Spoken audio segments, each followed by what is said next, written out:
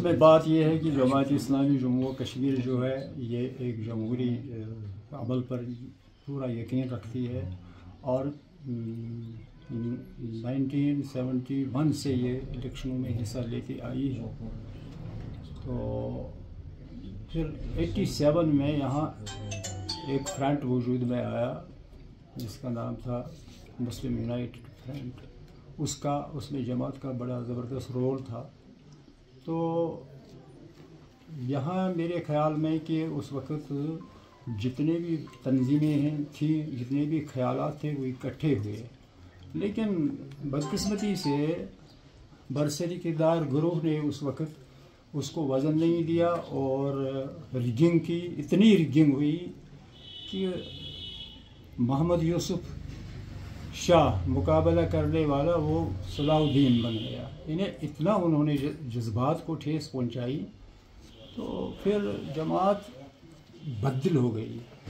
उसी दौर के साथ ही बाद में यहाँ एक और चीज़ तूफ़ानी बदतमीज़ी पैदा हुआ, वो खूनरेजियाँ हुई, मिलिटेंसी आ गई वगैरह वगैरह। तो ये हमने एहतिजाजन उस वक़्त उसके बाद कोई जितने 2-3 इलेक्शन हुए, ज़्यादा नहीं हुए, तो हमने उसमें एहतिजाजन हिस्सा नहीं लिया।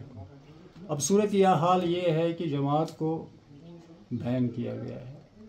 ये भी अब 6वां साल चल रहा है, 6ठे साल में ये बैन आई है।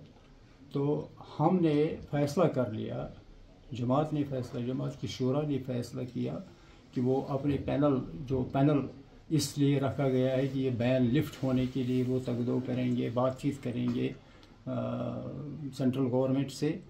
तो इसी सिलसिले में अब ये इलेक्शन भी सामने आ गए, तो जमात ने फ़ैसला किया कि हम सपोर्ट करेंगे इंडिपेंडेंट कैंडिडेट्स को।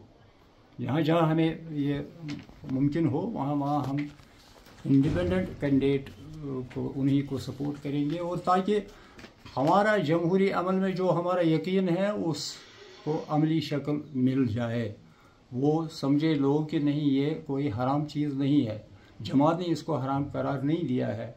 जमात आएगी और जमहूरी तरीके से अपने सब मसले हल कराना चाहती है। बैन भी उठेगी, इंशाअल्लाह उठेगी और उठना ही है एक दिन। तो इसके लिए भी हम जमहूरी तरीका इख्तियार किए हुए हैं और बात भी चल रही है सेंट्रल गवर्नमेंट के साथ। अभी वो आखिरी मरहला नहीं आया, तो इसीलिए हमने ये कैंडिडेट्स कहीं हमने आने का मकसद तो यही था कि हम अपने कैंडिडेट को, जो कैंडिडेट जिसने हमारे साथ जो एलाई हुए हैं हमारे साथ, और